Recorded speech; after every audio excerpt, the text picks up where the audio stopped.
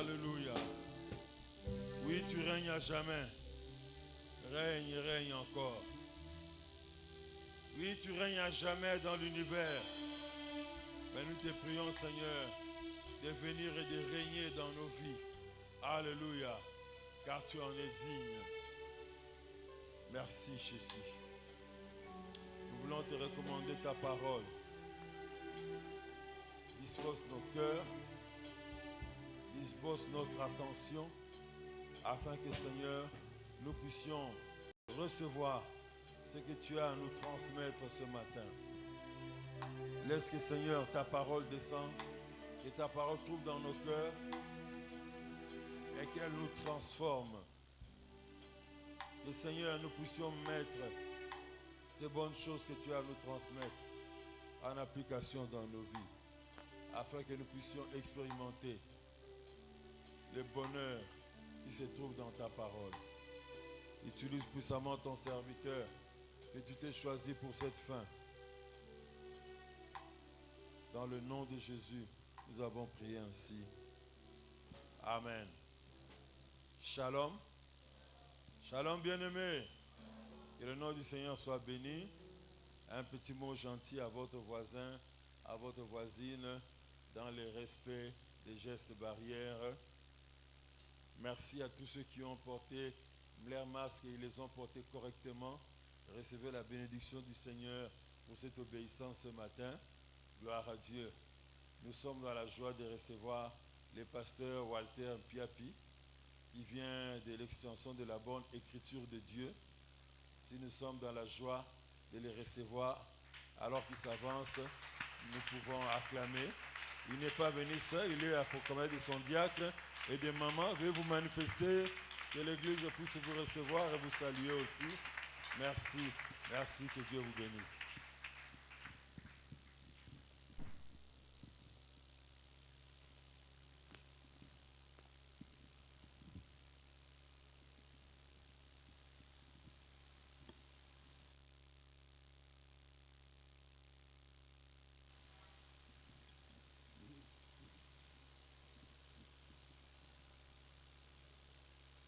Merci.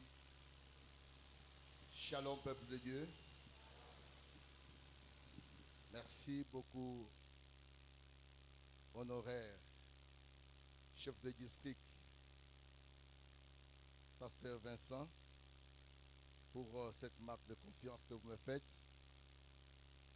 Je dis merci aussi à toute ta famille, ici par maman. Que Dieu vous bénisse. Recevez les salutations de notre église, de votre église sœur de Mitendi, Écriture de Dieu, et vous salue chaleureusement. Merci. Merci, merci de nous accueillir chez vous aujourd'hui. Éternel, notre Dieu, notre Père, nous voulons nous abandonner entre tes mains. Moïse pouvait dire, qui suis-je pour prendre une aussi grande responsabilité devant ton grand peuple? Salomon a crié, qui suis-je pour diriger un si grand peuple? Seigneur, dans leur grandeur, ils ont reconnu la petitesse de l'homme devant sa majesté et devant le peuple de Dieu. Et ce matin, je reconnais ma petitesse devant ton peuple. Et je te prie de parler toi-même à ton peuple. Que je ne sois qu'un instrument entre tes mains. Un simple instrument, mais un instrument entre les mains de Dieu. Oh, combien il a une importance capitale. Seigneur, parle à ton peuple.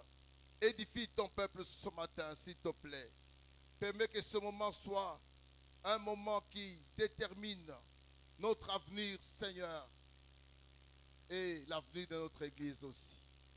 Qu'il en soit ainsi, au nom de Jésus. Amen. Nous prenons rapidement Acte 3, un texte que nous avons déjà lu, que nous avons relu, que nous avons partagé. Plaise à Dieu qui nous donne quelque chose de nouveau aujourd'hui. Acte 3, à partir du premier verset. Pierre et Jean montaient ensemble au temple à l'heure de la prière. C'était la 9e heure.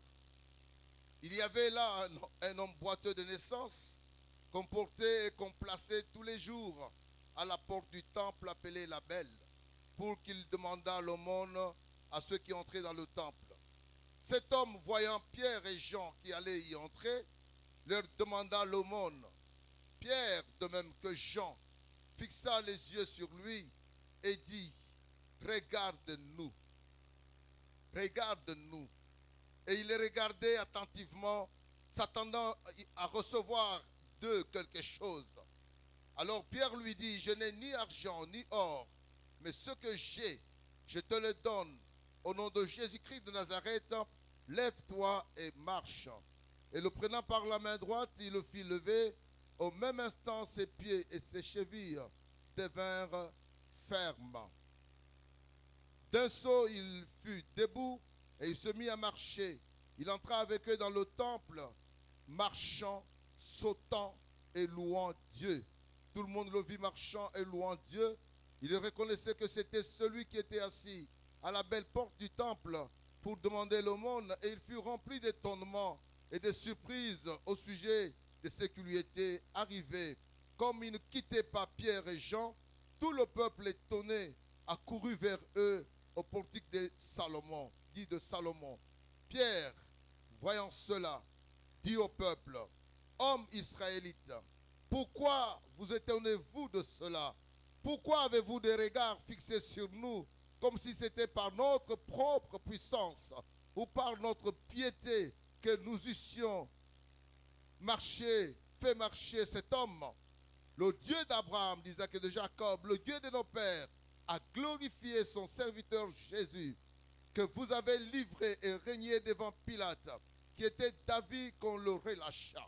Vous avez régné le saint et le juste, et vous avez demandé qu'on vous accordât la grâce d'un meurtrier. Vous avez fait mourir le prince de la vie que Dieu a ressuscité des morts. Nous en sommes témoins, car c'est par la foi en son nom que son nom a raffermi celui que vous voyez et connaissez. C'est la foi en lui qui a donné à cet homme cette entière guérison en présence de vous tous. Amen. Je voulais intituler ce passage ou mon sermon pour que ça marche. Nous sommes au moment où, bien-aimés, des hommes sur les rues, des quartiers entiers, des situations inédites dans nos voisinages, des choses qui ne marchent pas, des choses pour lesquelles le Seigneur devrait intervenir, mais qui attendent. Qu'est-ce que ces choses attendent? Ces choses, ces situations désastreuses attendent que toi et moi, nous nous levions et que nous marchions, que nous allions à la rencontre de ces situations.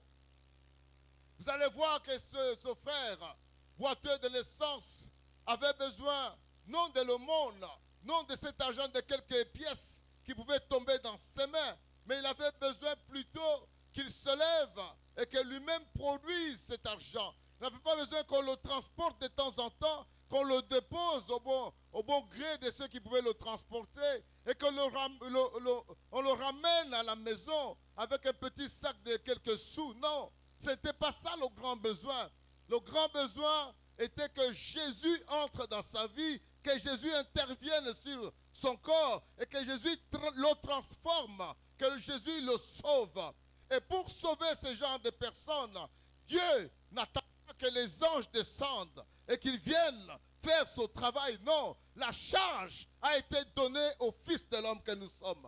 La charge nous a été donnée. Quand il veut que le message aille jusqu'aux confins de la terre, il ne demande pas aux anges, bien que les anges qui sont restés fidèles à Dieu, oh bien-aimés, font ce que Dieu leur demande de faire. Mais pour ce genre de choses, c'est aux hommes que Dieu a donné mission, à son Église que Dieu a donné cette responsabilité.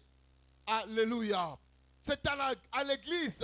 Et il est important que l'Église en soit consciente pour que cette cité de Moody, cité qui m'a vu vivre, grandir. J'habitais aux zones, j'étais à Saint-Cyprien. Et quand je n'étais pas encore enfant de Dieu, je pouvais courir, faire le sport ici. J'allais jusqu'à Lutendele, je descendais vers le conseiller, je faisais le tour de tout ce quartier. J'ai grandi dans ce quartier. Alors que nous venions avec notre diacre, il dit, papa, c'est la première fois que je viens ici. Je dis, viens, je vais te montrer les rues. Même les rues de ce quartier, je les connais. Je ne sais pas s'il y a au milieu de nous, même des amis qui me connaissent. J'ai presque grandi dans ce quartier. Bien-aimés, c'est à nous que la responsabilité de faire changer des choses nous a été donnée par le Seigneur. Et vous allez remarquer une chose.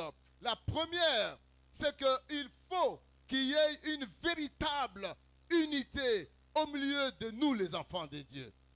Il faut qu'il y ait une véritable unité. Nous lisons la première phrase. Pierre et Jean montaient ensemble. Ils montaient ensemble. Quand vous les considérez dans leurs attitudes, dans leur âge, Pierre était plus âgé que Jean. Plus âgé. Jean était le plus petit. Mais il y a une cause qui peut faire que nous soyons ensemble. Quand il est question des choses de Dieu, il est question de la prière, mon frère, ma soeur, ton âge n'a rien à voir avec moi. Même si je suis petit enfant, je peux me mettre à tes côtés et nous pouvons faire route ensemble. Nous pouvons nous convaincre et avancer ensemble. C'était à l'heure de la prière. Pierre avec un caractère bouillant. Pierre qui était aux aguets chaque fois que le Seigneur parlait. Et Pierre et Jean qui était le plus calme d'entre les disciples de Jésus. Jean qui était le plus réservé. La Bible rapporte qu'il mettait même sa tête sur la poitrine de Jésus. Il semblait même qu'il ait été le bien le plus aimé de tous les disciples. Mais ce Jean, après le départ du Seigneur, ne peut pas s'empêcher de marcher ensemble avec Pierre. Et cet ensemble, cette unité, nous allons la voir même au verset 4. Quand Pierre dit, on dit Pierre, de même que Jean, fixa les yeux sur lui et dit, regarde-nous. Je ne comprends pas cette phraséologie, je ne comprends pas la conjugaison ou l'harmonisation de cette phrase. Je sens qu'il y a un pluriel. Mais quand on parle de fixa les yeux, je reviens au singulier et je me dis, mais comment est-ce que deux hommes peuvent être conjugués au singulier? Comment? On aurait dit, ils fixèrent leurs yeux sur l'hippotame. Mais ici, on dit, Pierre, de même que Jean, fixa les yeux sur. Et on demande à cet homme de les regarder. Regarde-nous. Comment est-ce qu'un homme peut regarder les deux personnes au même moment? Comment est-ce que ces deux jeunes gens, ces deux personnes se sont font en une seule personne pour que les yeux d'une personne, quand je regarde le pasteur Vincent, j'ai difficile à voir quelqu'un qui est derrière. Je veux fixer les yeux sur le pasteur, en tout cas mes yeux sont sur une seule personne. Mais là il est question de Pierre et Jean qui demandent à l'homme de fixer ses yeux sur eux. Comment est-ce qu'il va se départager? Comment est-ce qu'il va se départager? En fait, Pierre et Jean, Pierre voulait dire à cet homme que ce que je dis engage aussi celui qui est avec moi. Est-ce que nous sommes ensemble? Ce que je fais engage mon frère. Je ne fais pas les choses seul. Je ne marche pas seul. Tel que nous avons quitté chez nous. Nous avons quitté notre chambre de prière peut-être. Et que nous avançons ensemble. Nous avons un commun accord qui nous caractérise. Il y a un commun accord qui nous caractérise. Quand mon frère parle, je m'engage. Je le soutiens. Je suis avec lui. Et ce qu'il dit m'engage aussi. C'est un peu comme quand les amis vont à l'évangélisation. Je leur dis, écoutez, quand votre frère est en train de parler, soyez en pleine intercession afin que ce qu'il dit porte du fruit. Amen, amen. Mon frère avec qui je marche prend une position, je suis à côté de lui, surtout envers quelqu'un d'autre, je le soutiens, je prie pour lui, là où je sens qu'il a faibli, et je demande un peu la parole et il me donne la parole. Quand je commence aussi à parler, mon frère me soutient et nous faisons une unité seulement. Une seule unité. Bien-aimés, à cause de cette unité, l'apôtre, je ne sais même pas, moi j'ai toujours attribué ça à l'apôtre Paul, le livre d'Hébreux. Excusez-moi, quand j'analyse ce livre-là, j'ai toujours attribué ça à l'apôtre Paul, bien que l'écrivain soit anonyme. Mais vous allez lire vers la fin qu'on parle de Timothée, on parle des compagnons qui étaient souvent avec Paul. Paul, bon, pas Paul, l'écrivain aux Hébreux, pour être conforme à la Bible, dans Hébreux 12, verset 15e, il dit, veillez, bien-aimés, à ce que nul ne se prive de la grâce de Dieu, à ce qu'aucune racine d'amertume poussant des rejetons ne produise du trouble et que plusieurs n'en soient affectés. Quand nous sommes ensemble, quand nous marchons ensemble, quand nous voulons nous soutenir, quand nous voulons faire avancer la chose de Dieu, quand nous voulons que le vœu de Dieu, la volonté de Dieu s'accomplisse, bien-aimés, nous devons commencer par veiller d'abord sur nous-mêmes. Veillez d'abord, chacun veille sur soi. Chacun fait une introspective. Chacun fait l'examen de conscience. Chacun a fouillé dans son sein s'il y a une racine d'amertume. Vous êtes d'avis avec moi que les racines, on ne les voit pas. Amen. Hein? Les racines, on ne les voit pas. Elles sont cachées. Elles sont sous-sol. On peut voir l'arbre, on peut voir le fruit, mais la racine, on ne la voit pas. Mais ici, on la nomme aussi racine d'amertume. C'est-à-dire, quelque part, vous êtes brouillé avec votre frère. Vous n'avez pas su arranger. Et cela est resté enfoui en toi. Cela est resté enfoui. Et quand tu vois ton frère, oh, l'amertume monte. On dit, si cette racine parvenait à bourgeonner, ça va créer des troubles. Il n'y aura plus d'unité. Il y aura scission. Il y aura différence. Et vous n'aurez plus la même attente que le Seigneur vous veut. Vous n'aurez pas le même résultat que le Seigneur vous veut. Vous n'aurez pas les mêmes buts. Quand vous pouvez même marcher ensemble, mais vous êtes séparés. Vous êtes séparés alors qu'on vous voit ensemble. L'extérieur peut vous voir ensemble, mais vous êtes distincts. Vous n'avez pas un commun accord au milieu de vous. Pourquoi? Puisque dans votre cœur, il y a une racine. Il suffit de lui donner seulement une occasion, elle va bourgeonner. La racine d'amertume est très dangereuse à l'église. Ça crée des dissensions, ça crée des divisions. Quand vous voyez déjà dans une église des hommes et des femmes qui se complotent, qui marmottent des choses, qui ne veulent pas que les autres entendent, bien-aimés, si vous les rencontrez, approchez-les amicalement, intercédez, approchez-les et parlez avec eux, ramenez-les. Veillez, bien-aimés. La Bible dit, veillez. Faites cet effort de sonder votre propre corps vis-à-vis de tel frère, êtes de telle sœur, quel que soit ce que vous avez entendu parler de lui, ce que vous connaissez sur lui, ce que vous êtes en train de le reprocher. Mon frère, la Bible dit, si votre frère a commis un péché, allez vers lui. Parlez-lui. S'il vous écoute, vous avez gagné votre frère. Vous avez sauvé votre frère. Ne laissez pas votre frère sombrer pour que vous-même commenciez à mijoter des choses loin de lui. Veillez, si Pierre avait une racine d'amertume envers Paul, envers Jean, je vous assure que cet hypothèse n'aurait pas marché. Amen, amen. Il n'aurait pas marché. Il n'aurait même pas dit, regarde-nous. Non. Regarde-moi, ne le regarde pas. Ce petit-là, quand Jésus était là, il posait même des questions. Il voulait être le plus grand alors qu'il est le plus petit. Il mettait même sa tête sur la poitrine de Jésus. Depuis ce temps-là, je ne l'ai plus supporté dans ma vie. Je ne l'ai plus supporté. Puis Jean pouvait dire, mais ce vieux, alors qu'il marchait avec le Seigneur, lui c'était toujours le premier. Il voulait toujours être le premier. Il voulait toujours faire des choses avec audace. Oh, mais moi, je ne le supporte pas. J'aurais voulu qu'il ait mon caractère, mon frère. Jamais l'autre sera toi. Jamais. Chacun de nous aura son caractère. Chacun de nous va manifester ce qu'il a accumulé pendant des années dans sa propre famille. Mais maintenant que le Seigneur nous met ensemble, nous devons veiller pour que nous devenions une seule personne.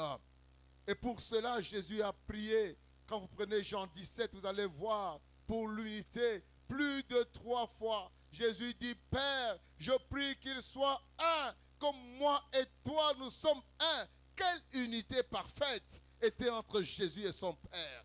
Quelle unité parfaite. C'est pourquoi tout ce que Jésus faisait réussissait. Tout ce qu'il faisait réussissait. À cause de cette unité. Il dit, tout ce que je fais, je le vois faire de mon Père. Je ne dis aucune parole de moi-même. Tout ce que je le dis de mon Père. Donc, il avait une unité indivisible. Et il le veut aussi pour nous. J'ai pris qu'il soit un. Comme toi et moi, nous sommes un. Nous sommes un. Et pour avoir cette unité-là, n'attendez pas que celui qui vous a offensé vous approche. Non, faites le pas. Faites le premier pas. Approchez-le. Réglez. Retrouvez cette unité. Ne laissez pas bourgeonner, bien aimé, les racines d'amertume. Coupez-les au nom de Jésus. Qu'aucune racine d'amertume, poussant des rejetons, ne vienne produire des troubles et que plusieurs en soient affectés. La racine, quand elle croît, elle va affecter plusieurs personnes. La deuxième chose que nous avons dans ce test, c'est que, bien aimés, ces deux gens, ces deux apôtres n'étaient pas unis à cause de musique. Ils n'étaient pas unis à cause des choses du monde. Ils n'étaient pas unis à cause des 3 années passées ensemble aux côtés de Christ. Non, il y avait quelque chose de plus grand. C'était l'intérêt du royaume. C'était la prière. Ils montaient tous ensemble à l'heure de la prière. C'était la 9e heure. La prière, donc c'était la chose qui les rassemblait. C'était le ciel. C'était la vie chrétienne. C'était l'intérêt du royaume qui les mettait ensemble. Quand nous montons au temple, quand nous montons à l'heure de la prière, il y a beaucoup de choses qui peuvent se passer. Bien aimés, il y a beaucoup de choses. J'ai toujours dit dans notre église que l'église est le lieu où la vie change. La vie change, les destinées des gens changent. Les aveugles peuvent voir. L'église est le lieu où Dieu se manifeste. Lui-même a promis, là où 2 ou 3 sont réunis en mon nom, je suis au milieu d'eux. L'église est la chose la plus grande, la plus importante, bien-aimée. C'est le lieu où Dieu se glorifie. Déjà, dans Ésaïe, il disait, vous convoquerez des assemblées solennelles en mon nom et je me glorifierai. Alléluia. Quand nous arrivons à l'église, Dieu se glorifie. Bien-aimés, les choses changent. Nos destinées changent. Nous passons des troubles à la paix. Nous passons de la maladie à la guérison. Jésus est en pleine activité à l'église. Et alors qu'il monte, alors que c'est l'église qui les intéresse, voilà, il y a là un homme boiteux de naissance. Un homme boiteux de naissance. Quel désastre. Quelle peine. Un homme qui ne voyait même pas de lueur dans sa vie. Un homme qui ne s'attendait même pas à ce que les choses changeraient dans sa vie. Un homme qui était conditionné au feu, au gré des autres. Un homme qui était dans un désespoir total. Il y en a plusieurs au milieu de nous. Il y en a aussi dans ce quartier. Il y en a partout où le Seigneur nous enverra. Il y en a un homme qui n'en pouvait rien. Un homme qui avait même accepté cette situation-là. Il était là comme au dépourvu. Il acceptait la situation. Il n'en pouvait rien, bien aimé. Alors, pour lui, les gens qui viennent, s'ils sont cléments, ils vont nous donner quelque chose. Oui, que je saisisse l'occasion et que je leur pose mon problème. Donnez-moi s'il vous plaît. Qu'on te donne, on va te donner quoi? Donnez-moi un peu de sous. J'en ai besoin. Mais quel besoin? Pourquoi faire? Aujourd'hui et demain, tu rentres, tu demeures. Tu vas demeurer encore impotent. Tu vas demeurer boiteux. Cet homme, dans le désespoir, pouvait dire, je veux que ça marche. Mais il ne savait pas demander ce qu'il voulait véritablement. Mais le Seigneur qui le connaissait envoie Pierre et Jean sur son chemin. Et quand il le regarde, Pierre et Jean disent, nous n'avons ni or, ni argent à te donner, mais nous avons quelque chose. Alléluia. Nous avons quelque chose. Ce que nous avons, nous te le donnons. Le gars attendait voir des pièces, mais il entend une parole pleine de puissance, une parole qui dégage de l'autorité. Et cette autorité n'est que l'autorité du nom de Jésus. Oh, l'autorité du nom de Jésus. Bien-aimé, c'est une autorité qui dépasse toute autre autorité. C'est une autorité qui dépasse même les bombes atomiques. L'autorité du nom de Jésus. Je n'ai jamais vu sur cette terre une bombe atomique rêver un boiteux. Je n'ai jamais vu. Jamais. Mais j'ai vu quelqu'un qui a prononcé le nom de Jésus et le boiteux a marché. J'ai vu de nos jours, pendant nos temps ici, quelqu'un qui a prononcé le nom de Jésus et les morts sont revenus à la vie. Et il n'a jamais voulu qu'on en parle. Ce sont ceux qui ont vu qui parlaient de ça. Mais lui-même, il n'avait jamais voulu qu'on en parle. Je suis en train de parler du pasteur Jacques-André Vernon. Il arrive quelque part à Kipolongo, dans le Bandundu d'ailleurs, cette semaine. Je vais aller là, au nom du comité exécutif. Il arrive là, on lui présente des malades. Il est guéri. Et on vient lui présenter un mort. Il prie, le mort revient à la vie. Et les gens s'étonnent. Oh, nous sommes visités par un Dieu. Il dit non, je ne suis pas Dieu. Je suis un homme comme vous. Vous pouvez aussi utiliser son nom. Alléluia. L'autorité du nom de Jésus, bien-aimé. Dans Philippiens 2. Dans Philippiens 2, nous pouvons lire. C'est pourquoi Dieu l'a souverainement élevé et lui a donné le nom qui est au-dessus de tout nom, afin qu'au nom de Jésus, tout genou fléchisse dans les cieux, sur la terre et sous la terre. Tout genou fléchisse dans les cieux, sur la terre et sous la terre. Donc il n'y a pas un lieu, il n'y a pas un étendue où les genoux ne vont pas fléchir. Que ce soit dans le ciel, que ce soit sur la terre, que ce soit sous la terre, les genoux fléchissent quand nous prononçons le nom de Jésus-Christ.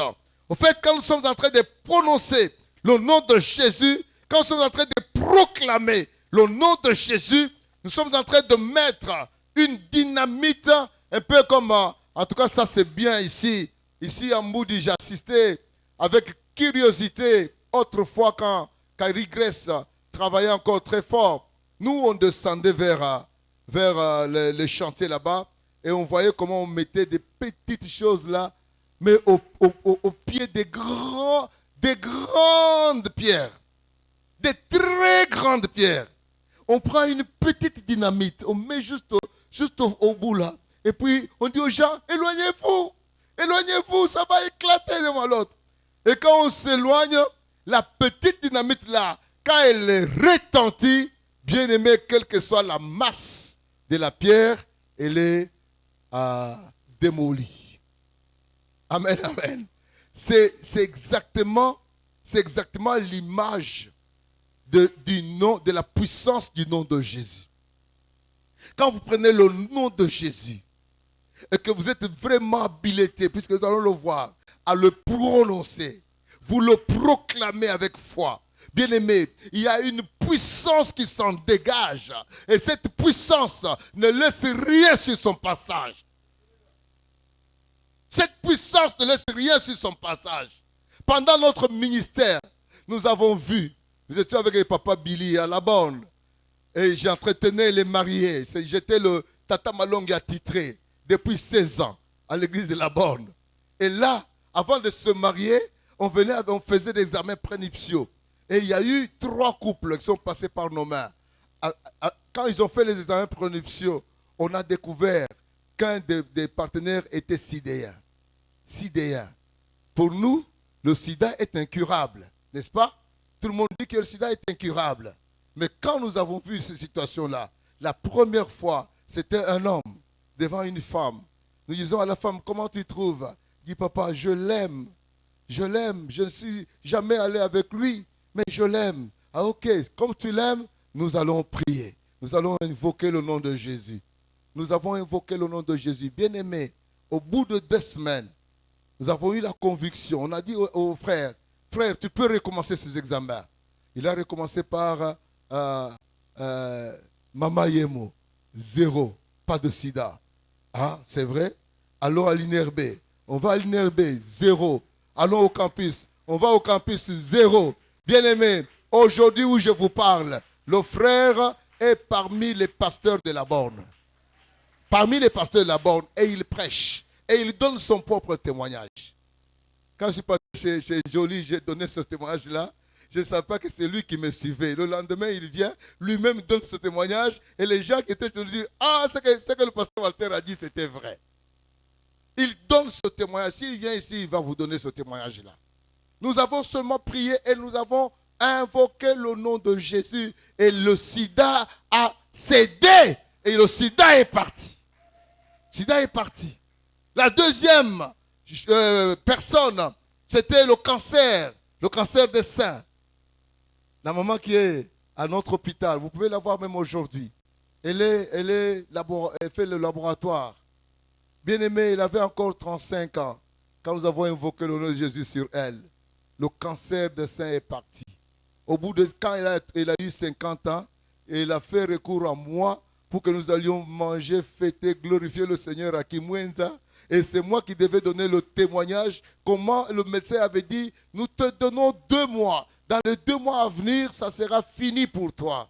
Mais 15 ans après, nous pouvions encore fêter le Seigneur qui était le Dieu de la guérison. Bien-aimé, le nom de Jésus a un pouvoir que le ciel, la terre, les airs ne peuvent égaler.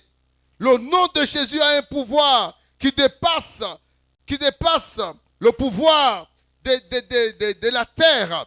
Le nom de Jésus, aujourd'hui plus que jamais, quand Jésus était sur la terre, peut-être il peut arriver à une piscine nommée de Bethsaïda, il guérit une personne et les autres restent et Jésus s'en va. Là, il était sur la terre pendant les jours de sa chair. Il arrive dans une ville, ce sont les gens, ce sont les malades qu'on lui amène, qu'il guérit et puis il part. Mais aujourd'hui, son action est sur toute la terre. Aujourd'hui, en quelque lieu que ce soit, quiconque invoquera le nom du Seigneur Jésus, il sera sauvé. Quand on parle qu'il sera sauvé, c'est-à-dire il quitte la situation qui était désastreuse et il entame la situation heureuse. Il quitte l'état de désespoir pour entrer dans un état d'espoir. Il quitte la mort pour la vie. Il quitte bien-aimé, la condamnation et il entre dans la liberté. Oh, le nom de Jésus, quelle puissance!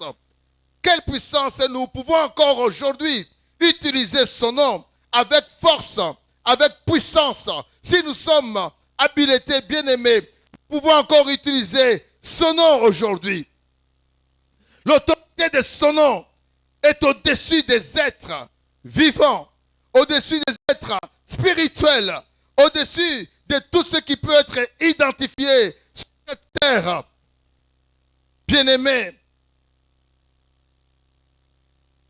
Jean 14, 12 à 14 dit ceci. En vérité, je vous le dis, celui qui croit en moi fera aussi des œuvres que je fais. Et il en fera des plus grandes, parce que je m'en vais vers le Père. Et tout ce que vous demandez au Père, en mon nom, je le ferai, afin que le Père soit glorifié dans le Fils. Afin que le Père soit glorifié dans le Fils. Tout ce que vous demandez au Père, en mon nom, je le ferai. Il nous a donné une procuration, notre Seigneur. Il nous a donné le droit légal d'agir à sa place, d'utiliser son nom. Bien-aimés, utilisez-vous son nom dans les situations difficiles. Utilisez-vous son nom dans les moments inédits. Utilisez-vous son nom là où ça ne marche pas. Ça doit marcher. Pour que ça marche, vous avez la procuration. Vous avez la procuration. Quand je parle de procuration, je vois comment je peux prendre un chèque, je le signe et je mets au nom de Papa Billy. Je dis au porteur de ce chèque, donnez-lui cet argent. Quand il arrive à la banque, il signe, on prend la carte du porteur du chèque et puis on annexe avec le chèque, mais le chèque n'est pas son chèque, c'est mon chèque. Je lui ai donné la procuration et quand il glisse ça au guichet, on lui donne de l'argent. C'est comme si on était en train de me donner. Il a le droit, il a le pouvoir de faire sortir cet argent-là. Nous aussi aujourd'hui, chrétiens d'aujourd'hui, nous avons la procuration. Le Seigneur nous a donné la procuration. En quelque lieu que vous trouvez une situation qui ne marche pas, prenez la procuration que vous avez. Utilisez son nom-là. Proclamez son nom-là. Utilisez son nom qui a le pouvoir de changer les choses. Alors Pierre en était conscient. Pierre et Jean en étaient conscients. Ils pouvaient dire, l'argent nous n'avons pas, l'or nous n'avons pas, mais nous avons quelque chose. Oh, ne regarde pas ta pauvreté. Je voulais bien faire des choses, mais j'étais limité, pauvre que je suis. Je ne pouvais rien faire. Je ne pouvais rien faire puisque je suis pauvre. Ah, j'ai eu à cœur de faire ça, mais je ne pouvais pas puisque je suis. Ah, tu es dans le désarroi, mais tu as quelque chose, tu as le nom de Jésus. Là où tu ne peux rien avec ton argent, le nom de Jésus peut faire. Amen, amen. Mon frère, regarde-moi. Je veux que tu sois en commun accord avec moi. Fixe-moi les yeux. J'ai quelque chose. Au nom de Jésus, lève-toi. Lève-toi. Et il va se lever. Il va se lever. Nous utilisons son nom contre Satan. Là où Satan a créé de désordre. J'ai un ami, le pasteur Achille. Quand il vient à la maison, parfois ça nous faisait rire, mais c'était profond. Il me dit, moi et ma femme, je viens vers vous avec les pieds qui apportent les bonnes nouvelles du nom de Jésus. Et je suis en train de chercher là où Satan a créé du désordre pour que je remette l'ordre. Il était conscient de cela. Mais la plupart du temps, nous les chrétiens, nous n'en sommes pas conscients. Nous n'en sommes pas conscients. Qu'est-ce qui fait que nous ne soyons pas conscients? Peut-être le péché. Nous ne savons pas.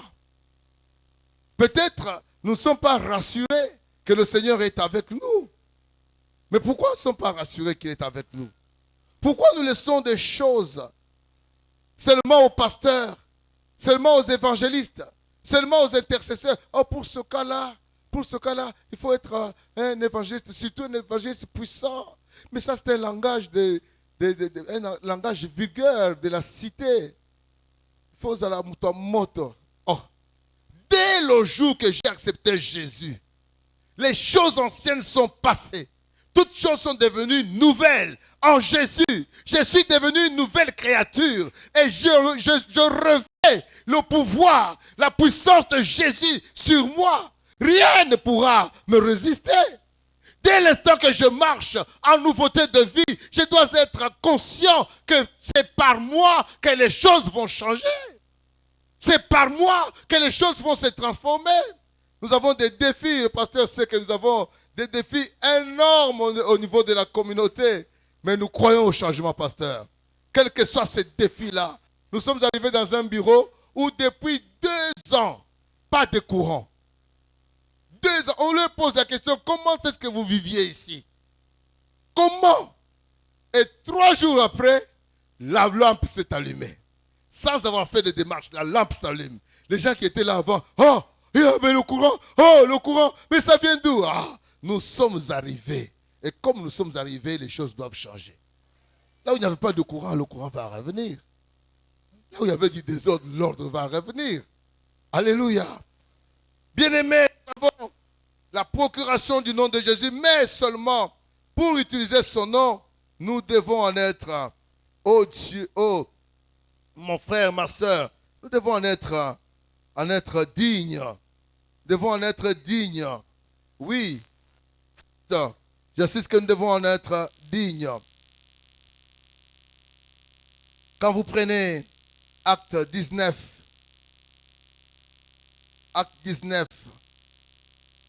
on va voir qu'ils ne sont pas habilités à invoquer le nom de Jésus. Osez quand même évoquer. Acte 19, on prend à partir de 11. Et Dieu faisait des miracles extraordinaires par les mains de Paul, au point qu'on appliquait sur les malades des linges et des mouchoirs qui avaient touché son corps, et les malades les quittaient, les maladies les quittaient, et les esprits malins sortaient. Quelques exorcistes, juifs ambulants, essayèrent d'invoquer sur ceux qui avaient des esprits malins le nom du Seigneur Jésus en disant, je vous conjure par Jésus que Paul prêche. Je vous conjure par Jésus que Paul prêche. Ceux qui faisaient cela étaient 7 fils de Séva, juifs, l'un des principaux sacrificateurs. L'esprit malin leur répondit, je connais Jésus et je sais qui est Paul. Mais vous, qui êtes-vous? Et l'homme dans lequel était l'esprit malin s'élança sur eux, se rendit maître de tous deux et les maltraita de telle sorte qu'ils s'enfuirent de cette maison nus et blessés. Cela fut connu de tous les Juifs et de tous les Grecs qui demeuraient à Éphèse. Oh mes frères, quel désastre! Au nom de Jésus que Paul prêche, il est important d'avoir cette identité en Jésus. Il est important de se savoir, ô enfants de Dieu. Et le comble aujourd'hui dans nos églises, c'est que les enfants de Dieu ne font pas tout le corps de l'église. Il y a dans l'église des gens qui se sont conformés.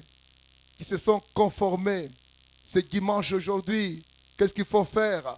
Il faut aller à l'église. Moi aussi, je vais aller à l'église. Et on va à l'église, on demeure à l'église.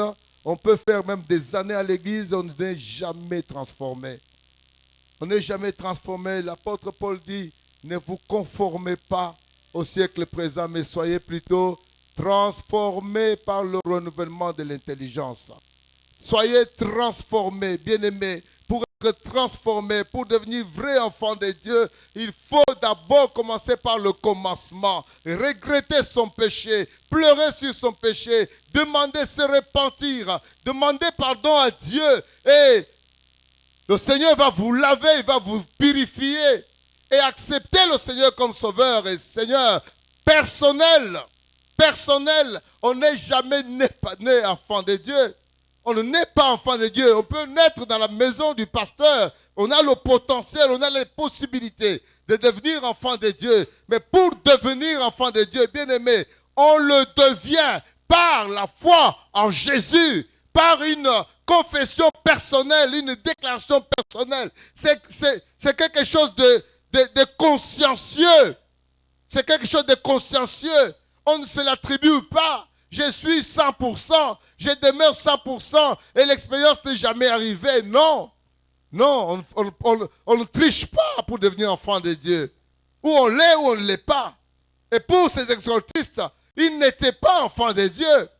Mais ils ont entendu parler de Jésus. Ils ont vu ce que Paul pouvait faire. S'ils veulent raconter des histoires, ils vont bien les raconter, mais ils ne les vivront pas. Ils ne les vivront pas puisqu'ils ne sont jamais enfants de Dieu. Oh mon frère, ma soeur, c'est aujourd'hui le jour du salut. C'est maintenant le moment opportun. Et on ne paye plus pour devenir enfant de Dieu. Il n'y a plus de sacrifice à donner. Le vrai sacrifice, c'est déjà donné lui-même à la croix de Golgotha. La porte a été grandement ouverte. À toi qui traînes encore, à toi qui étais encore au loin, à toi qui viens même dans cette église, mais tu ne réalises pas que tu es véritablement un enfant de Dieu. Tu ne réalises pas le changement qu'il y a en toi. Tu ne réalises pas qu'autrefois j'étais et aujourd'hui je suis. Tu ne réalises pas cela. Je vais vous raconter comment je courais ici. Quand je courais là, j'étais en train de faire de la boxe ici à l'Athénée de Ngaliema avec le Steve Bongoy, si vous le connaissez. Mais le jour que j'ai accepté le Seigneur, le jour que j'ai pleuré sur mon péché, du retour de l'église, je passe par l'Athénée et je commence à prêcher les gens qui étaient là. Toi, maître, tu nous envoies sur le chemin de la violence. Je marche en attendant un combat quelconque, alors que je ne me suis même pas chamaillé avec quelqu'un. Tu nous donnes, tu me fais mûrir de la violence en moi. Je t'informe que j'en ai fini avec cette vie-là. Aujourd'hui, je me fais à cela. Il comptait sur moi des fois pour donner des exercices, pour donner des entraînements. Et ce jour-là, il regrettait. À quoi un pasteur? Depuis qu'il m'a appelé pasteur là, jusqu'aujourd'hui, quand il me voit, pasteur, c'est comme une comme pasteur, on a comme qui Christo. Alléluia! On a comme qui Christo, c'est comme pasteur. Un enfant de Dieu se distingue. La vie ancienne est passée. Toutes choses sont devenues nouvelles. Comment est-ce qu'on peut te trouver? Toi qui es devenu enfant de Dieu, tu es encore dans ces choses que tu as vomi. Quel témoignage vas-tu avoir devant ces païens? Comment est-ce que les choses vont changer dans tes alentours? Mon frère, ma soeur, s'il est question de faire cet examen de conscience, tu peux la faire aujourd'hui. Baissons la tête dans la prière. Pour que ça marche, il est important que nous soyons un. Et pour cette unité, le Seigneur a prié. Regarde au fond de toi, mon frère. Regarde au fond de toi, ma soeur. Ce message est plus personnel que public. Regarde au fond de toi-même. Y a-t-il quelque chose? Y a-t-il une racine d'amertume? Y a-t-il une colère? Y a-t-il quelque chose que tu te reproches vis-à-vis de ta soeur, vis-à-vis de ton frère, vis-à-vis de ton pasteur, vis-à-vis de cet évangile responsable du corps ministère? Y a-t-il quelque chose que tu te reproches, mon frère? Il est temps de se repentir. Il est temps de demander à Dieu de te laver, de te purifier. Oh, la provision est encore humide, elle est encore totale. Le sang de Jésus qui nous lave et nous purifie de tout péché est encore disponible pour toi, mon frère. Il n'est pas encore trop tard. Tu peux ouvrir ta bouche et te demander pardon à Dieu pour cette animosité, entretenue dans ton cœur, pour cette mauvaise disposition qui ne te permettra pas de faire route ensemble, d'avoir un commun accord avec ton frère, avec ta soeur, et de faire jaillir la gloire de Dieu là que Dieu t'enverra. Il est temps que tu vois au fond de toi. Et deuxièmement, quelle est ton attitude par rapport à la prière, par rapport aux études bibliques, par rapport aux réunions de l'église? Es-tu toujours bouillant? Trouves-tu toujours de l'intérêt ou tu ne trouves plus d'intérêt? Si tu ne trouves plus d'intérêt, bien-aimé, tu es sur le point de commencer à chuter, de commencer à reculer. Tu es en train de reculer si tu ne trouves plus d'intérêt à aller à l'église. Pierre ne pouvait pas dire, j'ai été avec le Seigneur pendant 3 ans. Qu'est-ce que je vais faire à l'église? Jésus lui-même m'a enseigné. Mais il y avait plus que ça. Là, dans la réunion des saints. Et il ne pouvait pas s'empêcher à l'heure même de se lever et d'aller à l'église. Mon frère, ma soeur, regarde bien dans ta vie. Est-ce que tu as encore le même intérêt? Tu as encore le même zèle pour la maison du Seigneur? Est-ce que tu as encore le même zèle?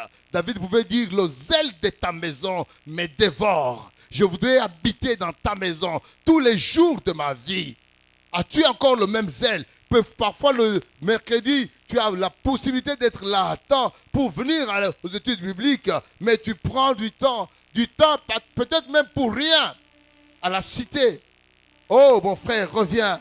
Le Seigneur veut te donner, te redonner ce zèle. Tu peux encore te repentir. Et toi qui n'as jamais reçu Jésus comme Seigneur et Sauveur, aujourd'hui c'est ton jour.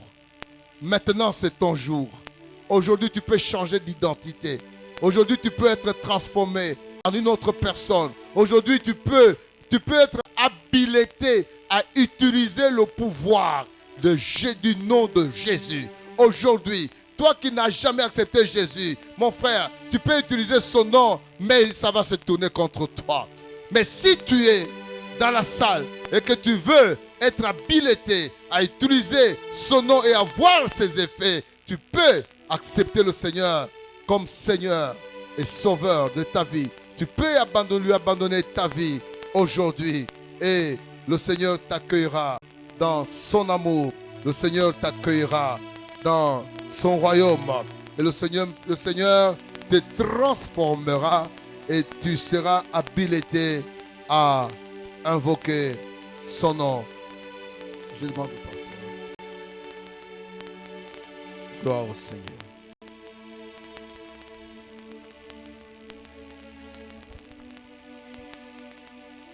Y a-t-il quelqu'un ce matin qui voudrait donner sa vie à Jésus?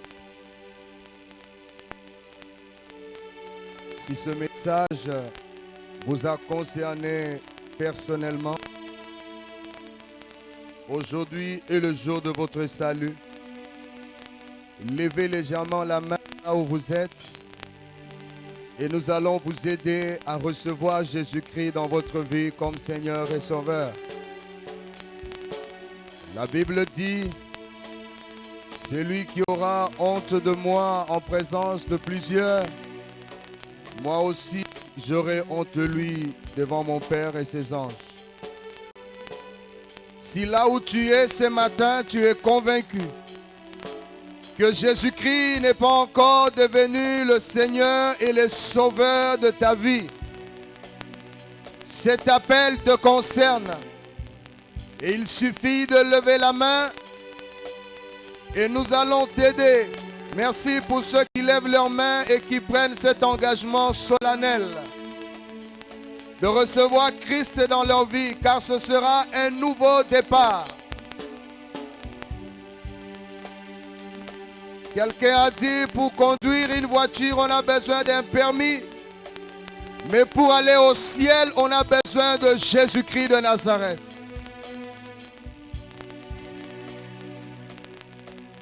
À ceux qui ont levé la main, veuillez vous lever là où vous êtes. Tenez-vous debout pendant que toute l'assemblée reste les têtes baissées. Et nous allons prier avec l'engagement solennel. Vous allez répéter cette prière là où vous êtes. Et vous allez le faire de tout votre cœur. Seigneur Jésus, j'ai écouté ta parole et je reconnais que je suis pécheur. Aujourd'hui, je prends la décision de te donner mon cœur, de te donner ma vie et de te recevoir comme mon Seigneur et comme mon Sauveur. Merci pour le pardon des péchés. Merci pour la vie nouvelle. Merci parce que je suis enfant de Dieu. Et à partir d'aujourd'hui, je t'appartiens. L'église va élever sa voix. Il va prier le Seigneur. Je vais demander à ceux qui ont levé les mains, venez ici devant s'il vous plaît. Je vais prier pour vous. Avancez ici devant. Ceux qui ont levé la main et qui ont fait cette prière, avancez ici, on va prier pour vous. Pendant que l'église est en train de les recommander entre les mains du Seigneur.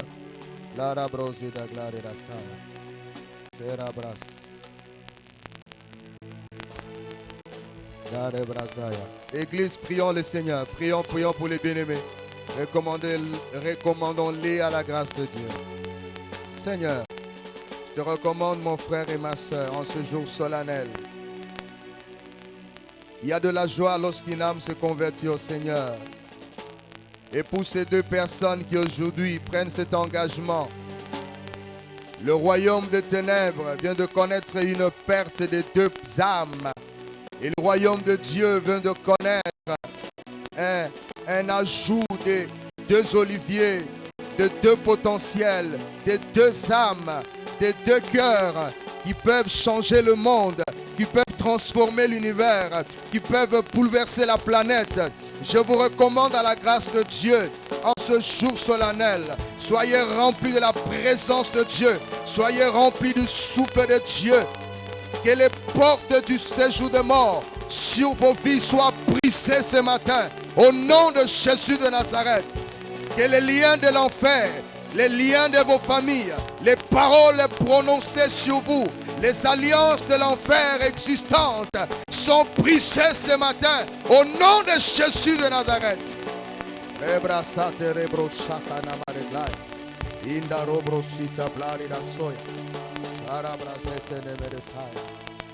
Regagnez vos places. À la fin du culte, nous vous demanderons de venir vous asseoir ici devant, les deux personnes qui ont reçu le Seigneur. Je vous inviterai à prendre place à ma gauche et les conseillers vont parler avec vous pendant quelques temps. Nous allons prier pour nos dîmes et nos offrandes que nous allons faire au Seigneur, afin que Dieu puisse les agréer. Prions le Seigneur, que chacun prie pour sa dîme, que chacun prie pour son offrande. Nous prions dans le nom de Jésus. Seigneur, merci de recevoir nos dons, nos libéralités, nos dîmes, nos engagements, nos offrandes. Laisse que tu agrées cela comme une véritable offrande de bonne odeur et que tu bénisses nos greniers, nos entreprises, au nom de Jésus-Christ.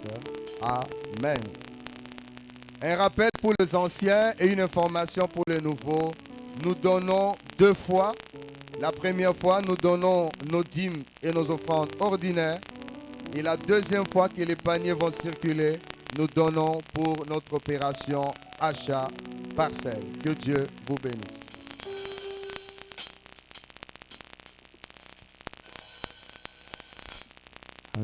Nous acclamons le Seigneur.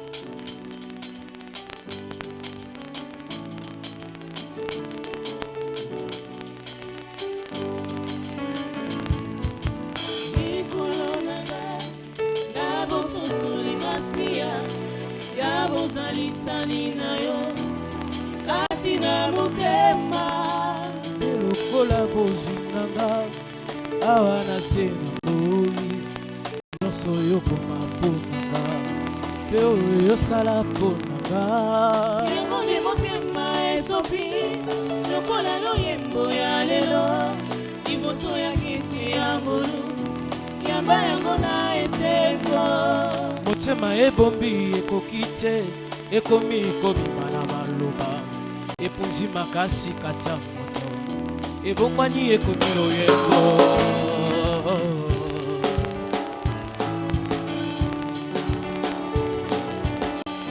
nabozalisa mina yo nazwi esengo nabungisa utakala nabozalisa mina yo nazwi kimia nazangaka na mokili olaka kuyanola pe kolakisanga mabomba mina ye bato nyonso kunozakati Nesoro ya biso mibale obombelaka ngai eloko te nyonso zwa na tata olakisa ngai moto tokoma baninga Unitulama unitulanga moninga na yo Nyonso mpona zakati na yo Opesanga kombo ya sikambo santu kati na yo Na yo nde nasimbami mpona sembo Okoma esika bopemi nanga Nyonso mpona zakati na yo Yaya opesanga kombo ya